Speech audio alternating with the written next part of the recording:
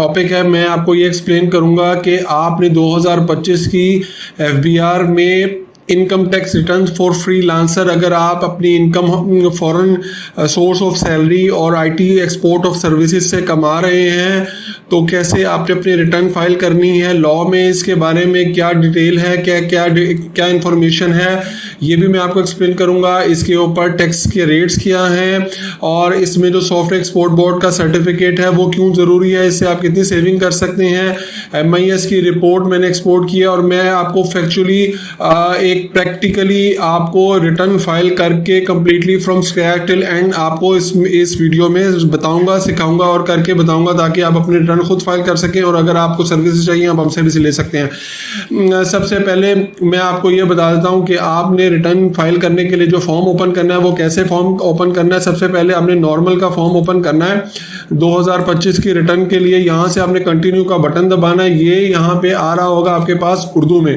Information सारी। अगर आप इसको इंग्लिश में करना चाहते हैं आपने जैसे इसको यहाँ पे एरो, यहाँ पे मैं आपको मेंशन कर रहा हूँ, यहाँ पे इंग्लिश पे क्लिक करेंगे तो गैर महफूज शुदा तब्दीलियाँ ख़त्म कर दी जाएंगी। सो ये यहाँ से कन्वर्ट हो जाएगा इंग्लिश में, जो आपके लिए ज़्यादा सूटेबल होगा और आपके लिए अंडरस्टैंडिंग के लिए ईजी होगा।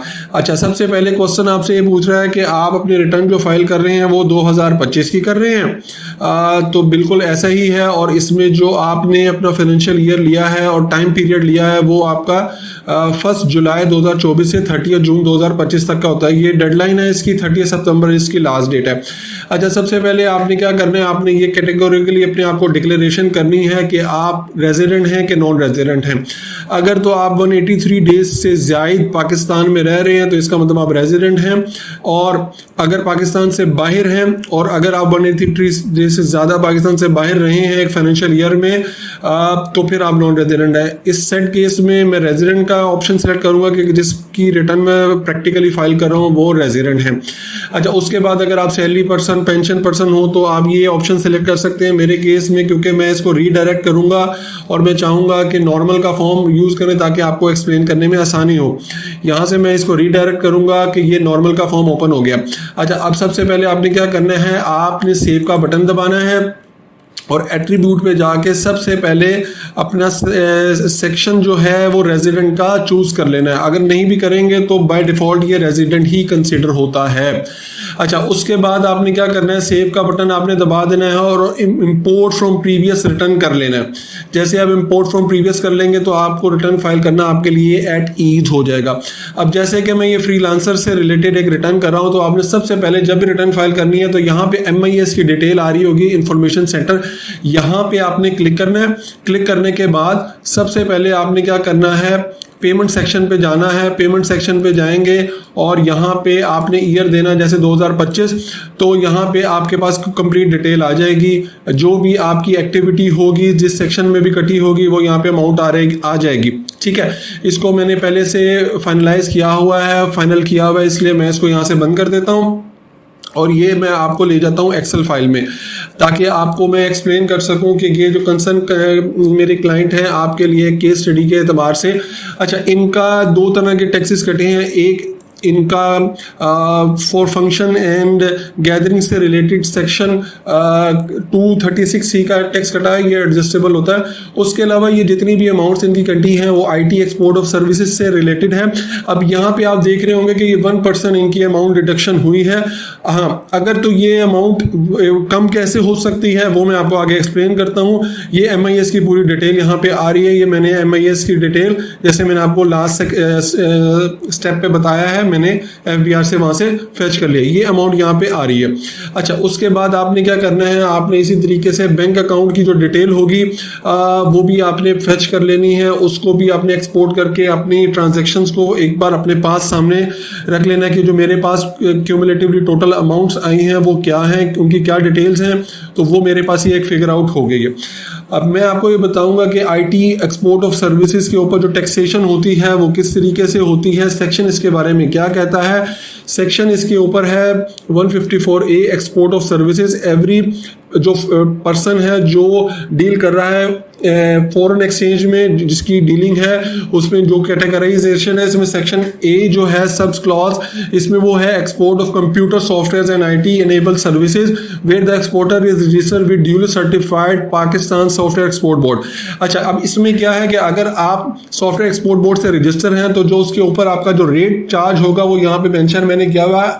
अगर आप आईटी एक्सपोर्ट बोर्ड से रजिस्टर हैं तो 2026 तक आपका 0.25% of the receipt value, gross value आपके ऊपर टैक्सेशन होगी। अदरवाइज अगर आप रजिस्टर नहीं है थ्रू बैंकिंग चैनल पाकिस्तान में, आप पाकिस्तान में डॉलर लेके आ रहे हैं against your IT export services, तो ये 1% आपको चार्ज करेगा। ये आपकी final and full and final discharge of your liability होगी। सॉफ्टवेयर एक्सपोर्ट बोर्ड कैसा होता है, कैसे बनाया जाता है, इससे रिलेटेड मेरे यूट्यूब चैनल पे वीडियो मौजूद है। इस तरीके का से एक वो सॉफ्टवेयर बोर्ड एक सर्टिफिकेट प्रोवाइड करते हैं जिसमें आपका नाम लिखा होता है, टेन्योर लिखा होता है, और इससे आपकी जो टैक्स की जो है वो सेविंग हो जाती है 0.25 से 1% से 0.25% आपको चार्जेस पे करने पड़ते हैं। इसके लिए डॉक्यूमेंट्स क्या हैं वो मैंने आपके सामने ये बता दिए हैं। अगर आपको सर्विस चाहिए तो आप हमसे रब्ता कर सकते हैं। टॉपिक पे हम दोबारा चलते हैं। मैं आपको रिटर्न एक्सप्लेन कर रहा था कि रिटर्न किस तरीके से सबमिट होगी। अब जैसे ये ड्राफ्ट आपके सामने है 2024 का ओपन हो गया, ये पेंसिल का बटन है, यहाँ पे मैं क्लिक करूंगा और यहाँ पे जो मैंने पहले सेव किया हुआ था ड्राफ्ट यहाँ पे आपके पास ओपन हो गया। अच्छा, अब क्योंकि मैं MIS पे पहले जा चुका हूँ, मैंने ये चीज़ FH की हुई है, तो मैं क्योंकि इस स्पेसिफिक केस में जो हमारे क्लाइंट हैं और उनकी जो अमाउंट है 4.8 मिलियन है वो आईटी एक्सपोर्ट ऑफ सर्विसेज है, इस चीज़ को मैं इंश्योर कर चुका हूँ ऑलरेडी। तो इसमें आपने क्या करना है, आपने फॉरेन सोर्स सैलरी में जाना है, फॉरेन सोर्स सैलरी में, और यहाँ पे आपने रिपोर्टिंग करनी है। ये पहले मैं इसको ज़ीरो कर देता हूँ ताकि ये जो लास्ट ईयर की जो अमाउंट आ रही है वो ज़ीरो हो जाए। ये भी आपके लिए एक की पॉइंट हो जाएगा कि अगर पहले से अमाउंट आ रही है उसको आपने ख़त्म कैसे करना है। अब क्योंकि ये एक सर्विसेज प्रोवाइड कर रहे हैं और वहाँ से अर्निंग कर रहे हैं, तो आप अगर आप डायरेक्टली किसी के ऊपर काम कर रहे हैं और सैलरी ले रहे हैं तो आप यहाँ पे मेंशन करेंगे, अदर देन डैट आप यहाँ पे मेंशन करेंगे। मैं यहाँ पे इसको मेंशन करूँगा और यहाँ पे ये डिस्क्लोजर हो जाएगा। अब यहाँ पे टोटल रिसीट वैल्यू, और जैसा कि मैंने आपको सेक्शन 154A का बताया है, ये ग्रॉस वैल्यू रिसीट वैल्यू के ऊपर टैक्स होता है 154A, इसमें कोई डिडक्शन अलाउड नहीं होती। सो ये क्योंकि full and final discharge of your liability है, इसलिए मैंने इसको इसके सामने वाले सेक्शन में भी आगे एज इट इज अमाउंट को मेंशन कर दिया। अगर आप बिजनेस कर रहे हैं और आप एक हाउस बिजनेस का ऑफिस ला रहे हैं, आप सैलरीज भी उसकी पे कर रहे हैं, तो फिर आप क्या करेंगे, बिजनेस के सेक्शन में जाएंगे, अदर रेवेन्यूज में जाएंगे और यहाँ पे भी आप ये मेंशन कर सकते हैं with fix final fix amount, और उसके साथ आप जो अपने एक्सपेंसेस हैं प्रॉफिट एंड लॉस अकाउंट साथ बना सकते हैं। मेरे सेक्शन में क्योंकि ये डायरेक्टली इंडिविजुअल है, सो इसमें मैंने यहाँ पे इसको डिस्क्लोजर कर दिया। इस पे टैक्स की कोई कैलकुलेशन और वर्किंग नहीं होगी यहाँ पे, जैसे कि आप ये देख रहे हैं, क्योंकि final fix charge of liability है। मैं पिछला जो अमाउंट है उसको एक बार ख़त्म कर देता हूँ साके। अच्छा नहीं, ये तो फाइनल ये जो गैदरिंग से रिलेटेड अमाउंट है ये यहाँ पे सिस्टम ने खुद पिक कर लिया, ठीक है। अच्छा, अब ये जो दूसरी रेस्ट अमाउंट है MIS की, वो आपने पिक करनी है। वो आपने कहाँ मेंशन करनी है, आपने कंट्रोल F करना है 154A। अच्छा, यहाँ पे आप आ जाएंगे। जब यहाँ पे आप आ जाएंगे तो यहाँ पे आपने ये डिस्क्लोजर देना है। ये लास्ट ईयर की, क्योंकि हमने इंपोर्ट फ्रॉम प्रीवियस किया, तो ये लास्ट ईयर की अमाउंट आ रही है यहाँ पे। तो मैं अब क्या करूँगा, यहाँ पे इसको रिप्लेस कर दूंगा विद दिस ईयर अमाउंट, जो कि हमने डिस्क्लोज करनी है, जो हमारी वेरीफाइड अमाउंट है। मैं इसको यहाँ डिस्क्लोज कर दिया, इसको मैंने यहाँ से अच्छा, इसके अलावा जो यहाँ पे टैक्स ऑलरेडी कट चुका है इनका एट सोर्स, वो यहाँ से मैंने पिक कर लिया और वो यहाँ पे मैंने मेंशन कर दिया। कुछ अमाउंट के ऊपर टैक्स ऑलरेडी बैंक ने काटा हुआ है और कुछ ट्रांजैक्शन ऐसी थी जो वेरीफाइड थी बट बैंक ने उसका टैक्स नहीं काटा हुआ। सो सम टाइम्स तरीके से हो जाता है कि आपकी अमाउंट थ्रू बैंकिंग चैनल से तो आई होती है, लेकिन बैंक ने उस अमाउंट को मिस किया होता है, तो आप उसकी PRCs ले लेते हैं और थ्रू बैंकिंग चैनल अगर आपकी आई है तो आप उसको डिस्क्लोज करेंगे और यहाँ पे जो नेट अमाउंट बनेगी उसकी आपकी लायबिलिटी क्रिएट हो जाएगी। मेरे केस में क्योंकि 34,000 हमने ऑलरेडी ये टैक्स दिया हुआ है और यहाँ पे भी 42,000 टैक्स दिया हुआ है, तो मेरे केस में लायबिलिटी नहीं बनेगी।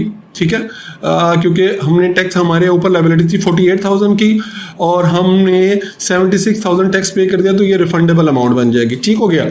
अच्छा, उसके बाद आपने क्या करना है, आपने ये चीज़ कॉपी करनी है और यहाँ से आपने, और इनकी कोई और एक्टिविटी नहीं थी, तो मैं जस्ट यहाँ से आऊँगा पहले रिकंसिलेशन टैब में। ये वेल्थ स्टेटमेंट फाइल होती है सेक्शन 116 में ये ऊपर वाला जो पोर्शन है ये सेक्शन 114 का है।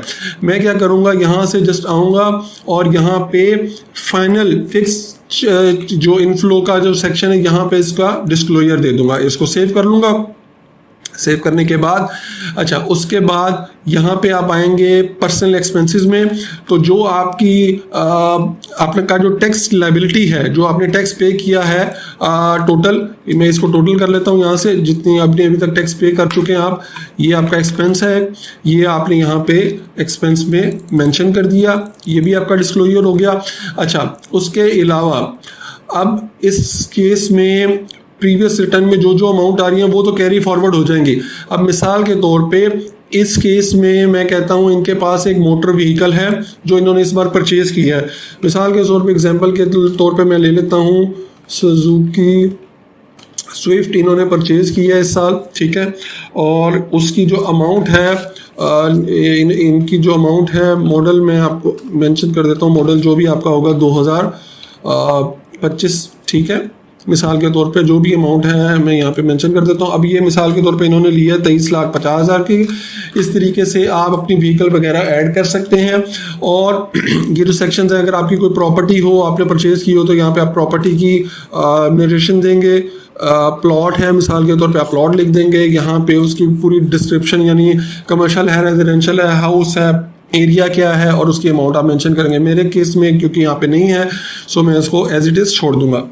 अब मैं आपको एक्सप्लेन करता हूँ, आपके केस में अगर बैंक है, बैंक क्योंकि नॉर्मली होता है, तो आप यहाँ पे इसको यहाँ पे भी ऐड कर सकते हैं बैंक की अकाउंट, बैंक में, और यहाँ पे इन्वेस्टमेंट में भी शो कर सकते हो, क्योंकि bank is just like your investment as well.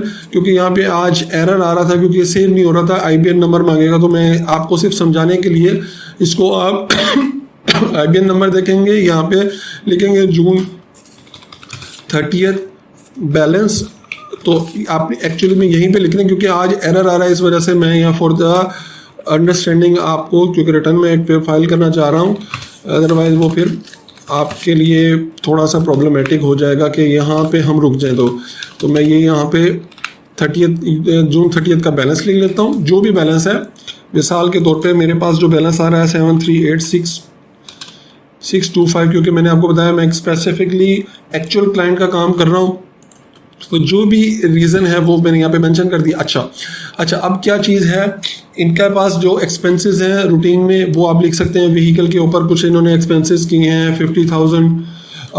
उसके अलावा अगर वो कोई रेंट पे करते हैं, रेंट पे रह रहे हैं, अगर आपके केस में इलेक्ट्रिसिटी के बिल के ऊपर अगर उनकी अमाउंट आ रही है वो आप यहाँ मेंशन कर सकते हैं। और एजुकेशन के ऊपर उन्होंने कोई एक्सपेंस किया वो आप यहाँ मेंशन कर सकते हैं। और आप अपने क्लाइंट से पूछ लेंगे एक्सपेंसेस के हवाले से कि आपने 4.8 मिलियन की अर्निंग की है, तो आपकी फर्दर एक्सपेंसेस आपके क्या हैं। मैं मिसाल के तौर पे यहाँ पे 15 लाख मिसलेनियस एक्सपेंसेस मेंशन कर देता हूँ, सो डैट ये चीज़ अकॉर्डिंगली है। ये फिर मैं क्लाइंट को शेयर करूँगा और उनसे इसको फाइनलाइज भी करा लूँगा। आपको बस समझाने के लिए जो आपके पास एक्चुअल फिगर है वो आपने यहाँ पे मेंशन कर देनी है। आपने ये मेंशन कर दिया है। अच्छा, अब क्या होगा, सिस्टम में रिकंसिलेशन के टैब में आएंगे। यहाँ पे आपकी कोई फर्दर अमाउंट है, आपने कोई कंप्यूटर लिया है तो आप यहाँ मेंशन कर सकते हैं। फर्दर आपकी कोई अमाउंट है तो वो भी आप मेंशन कर सकते हैं एनी अदर एसेट में। इस केस में क्योंकि और फर्दर एज सच कोई चीज़ नहीं है तो मैं यहाँ पे आता हूँ। अच्छा, लास्ट टाइम इनके पास 3 मिलियन की, लास्ट टाइम 3.6 मिलियन की इनके पास अमाउंट थी। अब ठीक है, ये देखें 3,665,000 ये लास्ट टाइम इनके पास अमाउंट थी जो डिक्लेयर है। अच्छा, इस बार इनका 44886084 ये इस बार इनका इनफ्लो होगा जो इन्होंने अर्न कर लिया। और जो इन्होंने इस बार एक्सपेंस आउट किया वो अमाउंट है 1836836, ये इन्होंने एक्सपेंस आउट कर लिया। सो इस टाइम आपका क्लोजिंग बैलेंस ये आना चाहिए, this will be your closing balance. मैं यहाँ पे मेंशन कर लेता हूँ 6714248, ये आपका क्लोजिंग आना चाहिए अर्थमेटिकली, ठीक है। अब यहाँ पे जो अमाउंट आ रही है, एक मिनट ठहरे, क्योंकि यहाँ पे जैसे कि आप देख रहे हैं एक डिफरेंस क्रिएट हो गया है कि 39,000 रुपीज़ वो कह रहा है कि आपके पास आपने एक्सेस शो कर दिए हैं, ये प्लस की फिगर है ना, तो एक्सेस आपने शो कर दिया। तो इसमें इसका बड़ा सिंपल सा तरीका है, आपके पास अगर इससे पहले या तो आप अपने एसेट्स को रिड्यूस करेंगे टू मेक इट बैलेंस, क्योंकि यहाँ पे 23 लाख की गाड़ी आ चुकी है इस वजह से, क्योंकि वो बैलेंस नहीं हो रहा। सो मैं क्या करूँगा, इसको रिड्यूस करने के लिए जस्ट ये आप एक्सपेंस में शो कर लें, ठीक है। आप जैसे एक्सपेंस में इसको शो करेंगे तो ये आपकी अमाउंट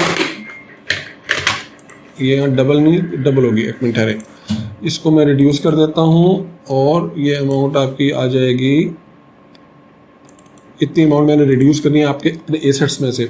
सो मैं इसको यहाँ से एक बार ज़ीरो करता हूँ कैश बैलेंसेस में, और जितने जो डिफरेंस आ रहा होगा वो आपका वो आपने यहाँ पे कैश बैलेंस में, जैसे 13,50,000 आ रहा था, अब ये 13,10,000 आ जाएगा, और ये इसके अकॉर्डिंगली बैलेंस हो गया। देखें ये बैलेंस हो गया।